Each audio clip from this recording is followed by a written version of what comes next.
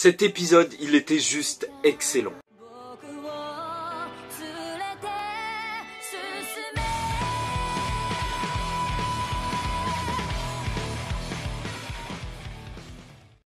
Mesdames et messieurs, ici Chage pour la review de l'épisode 13 de la saison 4 de My Hero Academia. Donc je vous parle aujourd'hui de cet épisode parce qu'il était vraiment cool et que j'ai vraiment envie d'en parler. Mais je vous avoue, déjà je vais commencer d'entrée de jeu par vous avouer que cet épisode c'est pas le meilleur pour moi de cette saison. Parce que t'as eu des épisodes comme... en fait je pense surtout à l'épisode de Mirio. Cet épisode il était tellement fort en émotion que je pense que là il était bien, hein. Il était vraiment super bien cet épisode.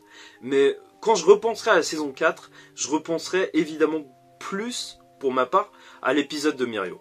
Mais voilà, donc je vais vous parler de cet épisode. Parce qu'il y a beaucoup de choses à dire sur les pouvoirs d'Eri, et surtout sur le combat qui était énorme. Donc, t'as tout le début de l'épisode, parce que faut commencer par ça, on a un retour en arrière pour nous expliquer comment la pro, en fait, elle s'est retrouvée dans le sous-sol avec Midoriya. En fait, c'était l'alliance des vilains qui l'a emmené. Il faut se dire que c'est pas anodin, parce que t'as aussi vu le pouvoir de Nejiri, là, la troisième du top 3 de UA, et en fait son pouvoir c'est de faire des rayons laser. Pour l'instant c'est pas hyper développé, mais sûrement qu'on aura des choses beaucoup plus intéressantes sur elle plus tard. Mais déjà la meuf en dragon elle est énorme, enfin littéralement elle est énorme. Mais tu vois, quand elle arrive, en fait on s'attendait vraiment avec la fin de l'autre épisode à ce qu'elle fasse quelque chose.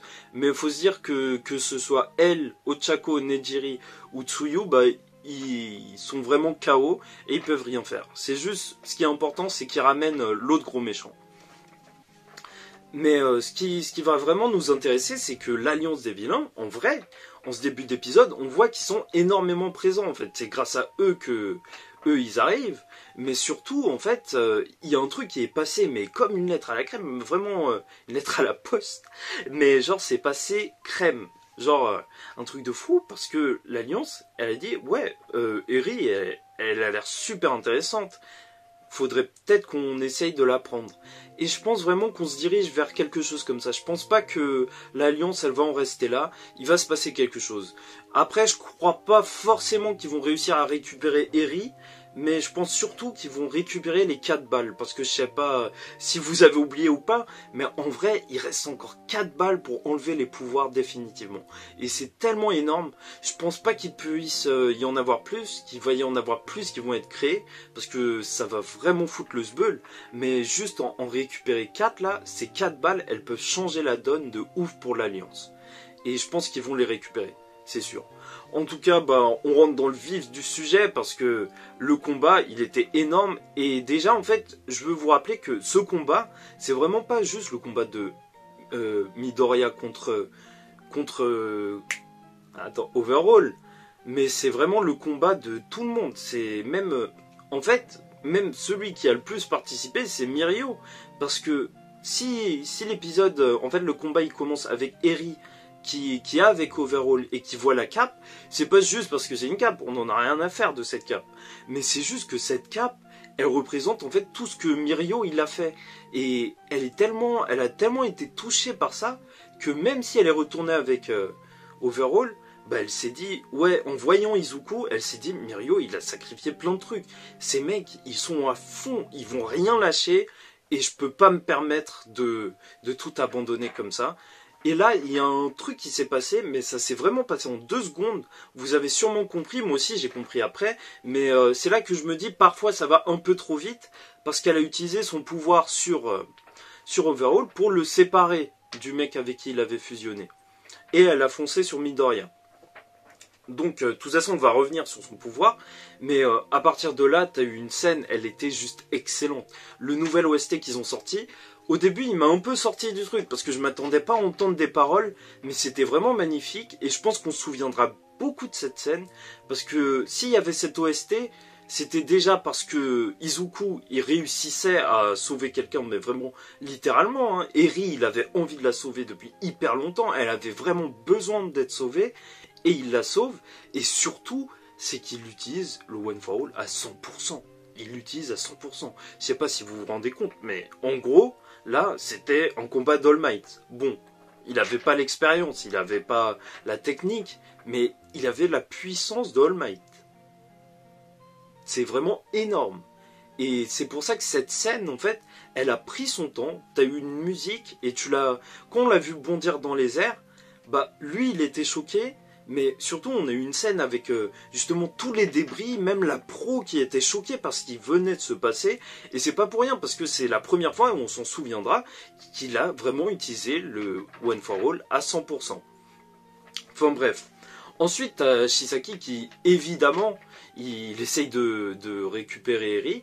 Comment il fait? Bah, il va utiliser le corps de son pote, là, le mec énorme, pour fusionner avec lui. Et là, déjà, j'ai un petit problème. Parce que, de toute façon, on va parler de leur pouvoir tout de suite. C'est que Shisaki, il faut imaginer que c'est un alchimiste. Comme dans Fullmetal Alchemist, lui, ce qu'il fait, c'est il détruit, il décompose, puis il recompose. Ça veut dire que quand il va décomposer un truc, quand il va se recomposer, quand il fusionne, techniquement, il peut pas créer un truc plus gros que le truc qu'il a détruit. Parce que en soi, il crée pas de la matière, il la réassemble juste. C'est pour ça que je trouvais ça un peu exagéré, parce que le truc qui devient juste après, c'est tellement énorme que, franchement, avec son autre pote là, quand il a utilisé son pouvoir sur lui, bah sortir 2 bras de plus, ok, ça se peut. Je sais que ce mec là, il était géant là par contre cette fois, sauf que devenir un truc aussi énorme, bah quand même, fallait le faire quoi. Et donc voilà, lui il utilise la matière et il la reforme. Jusque-là, ça va.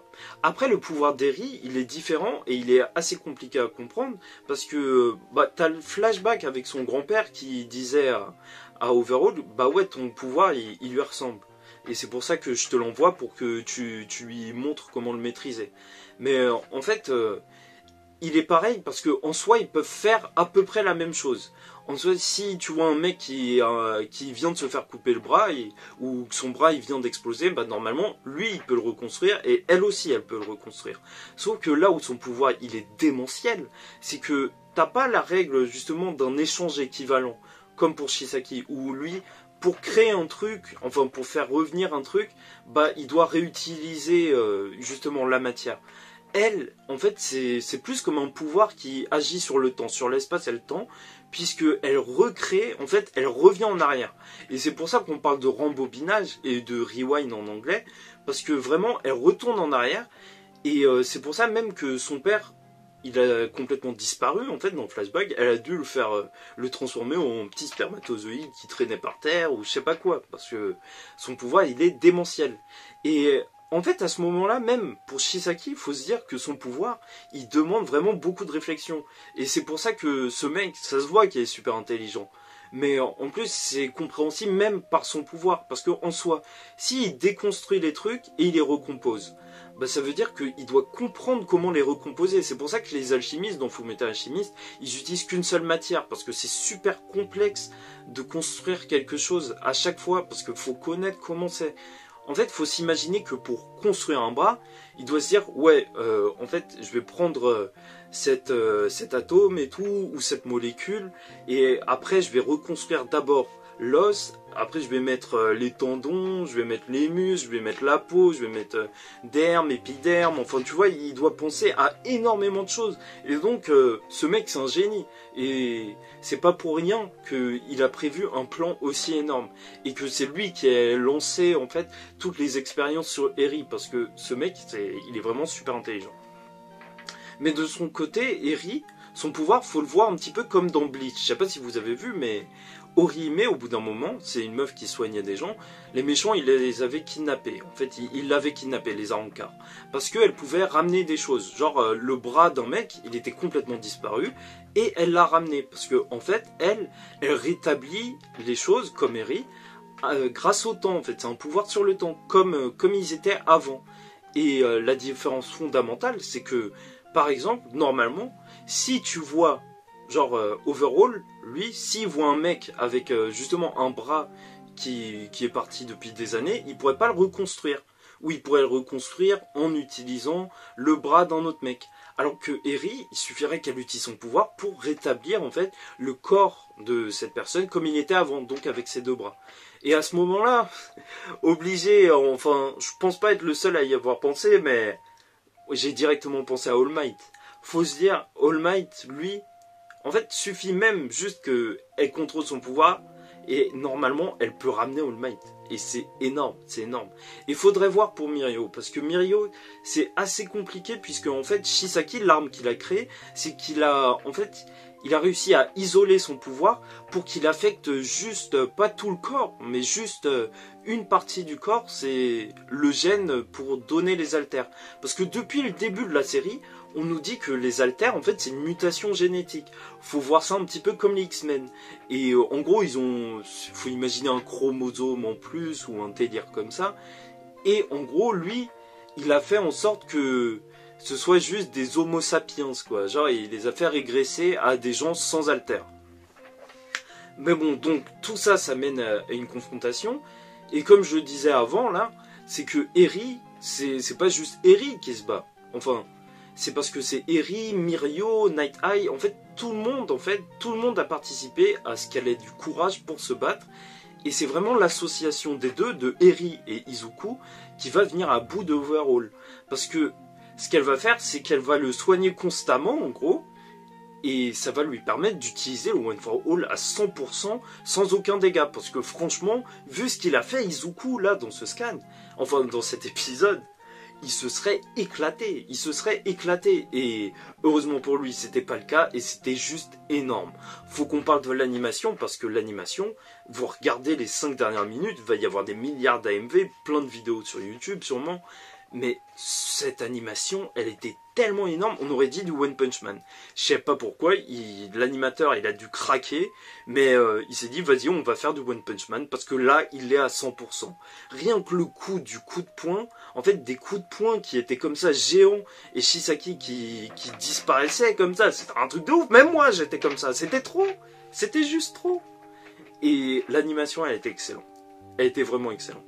Franchement je pourrais le revoir plein de fois, parce que les couleurs et tout, les yeux de Shisaki et tout, c'était vraiment magnifique. C'était vraiment super beau.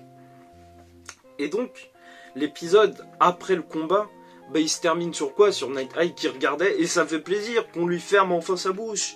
Qu'il arrête de dire à tout le monde, oui, j'ai vu le futur, c'est mort, c'est mort. Tu vois, quand il dit ça, t'as juste envie de lui fermer son clapet. Et bah là, Izuku, il lui a fermé. Il lui a montré, là il le voit devant lui, ça y est, c'est mort. Ça y est, Izuku a réussi à battre Shisaki, c'est pas ce que t'avais vu. Mais je me dis, j'avoue que je me dis, il y a un truc qui reste un petit peu, c'est que c'est possible en soi qu'il ait une vision, on va dire, d'un futur un peu plus éloigné. Ça se trouve que Shisaki va revenir après, et en fait, quand il va revenir, bah, il va tuer Izuku. Et que là, en fait, Night Eye, il avait vu le futur, mais il n'avait pas vu que c'était jusqu'à là. Mais après, je doute de ça, parce que Night Eye, apparemment, de ses visions, c'est pas des visions qui sont non datées, en fait, il sent à peu près quand ça va se passer. Donc, plus il voit loin dans le futur, moins c'est précis. Sauf que là, normalement, c'était pas hyper loin, donc je pense pas que ce soit ça. Et c'est un des problèmes que j'ai un petit peu avec My Hero Academia, c'est que j'ai l'impression que les ennemis ils partent trop vite. Faut dire que All for One il est parti vite, je sais qu'il va revenir, enfin il va sûrement revenir. Stain, bah il est parti, mais lui c'était excellent en fait, c'était vraiment le méchant qu'il fallait faire partir, parce qu'il avait tellement de charisme que ça allait rester, qu'il fallait pas qu'on le batte, qu'il fallait pas qu'il y ait de grosses batailles contre lui, que ça suffisait pour que ça crée justement un impact aussi bien chez les méchants que chez les gentils. Mais overall, j'ai l'impression que son rôle, il n'est pas terminé. Parce que, en soi, il est super intéressant comme personnage. Faut se dire que c'est un mec qui veut réinstaurer la mafia, les 8 préceptes, et c'est super intéressant dans ce monde. Dans un monde où il y a des alliances de vilains, la mafia. Mais c'est dommage, parce que d'un côté, je me dis aussi que, même s'il est super intéressant, bah c'est pas le style de l'auteur. Voilà, il fait des ennemis courts, avec des arcs courts. En plus, les saisons de My Hero Academia, c'est souvent, et tout le temps en fait depuis ces 3 saisons, une partie contre des ennemis et une partie où justement ils sont à l'école, ils apprennent des trucs. Donc là, vu qu'on est à l'épisode 13, normalement on devrait retourner à une partie sur l'école. Sauf que voilà, il y a plein de trucs qui me font dire le contraire. Je me dis que d'un côté, voilà, son histoire, elles sont pas terminées parce qu'il se passe plein de trucs. Et d'un autre, bah normalement, ça fait pas ça dans My Hero Academia. Et en plus, on a vu son masque tomber. Et je pense que c'est symbolique en mode, ça y est, il est terminé. Donc faudrait voir la suite. Faudrait voir la suite parce que ça va être ça vraiment le plus intéressant. C'est qu'on sait pas ce qui va se passer cette deuxième moitié de saison. Là, ils vont retourner. Il va y avoir un épisode de calme, c'est sûr et certain. Parce que après autant d'émotions, là, il faut qu'on se repose un petit peu. Il faut qu'on parle de Mirio. Faut voir comment il réagit. Il réagira avec le sourire parce que c'est un bon. Mais voilà, il faut qu'on essaye de trouver des solutions. Je suis sûr qu'il reviendra, Mirio. Sûrement dans longtemps, parce que c'est un personnage tellement impactant, tellement puissant, tellement cool, avec tellement de charisme, que c'est impossible de le lâcher là. Il reviendra, c'est sûr. Mais sûrement dans longtemps, quand Izuku, il pourra faire égal-égal. Parce que s'il n'est pas à jeu égal, bah là, franchement, moi, j'aurais préféré suivre Mirio, tu vois.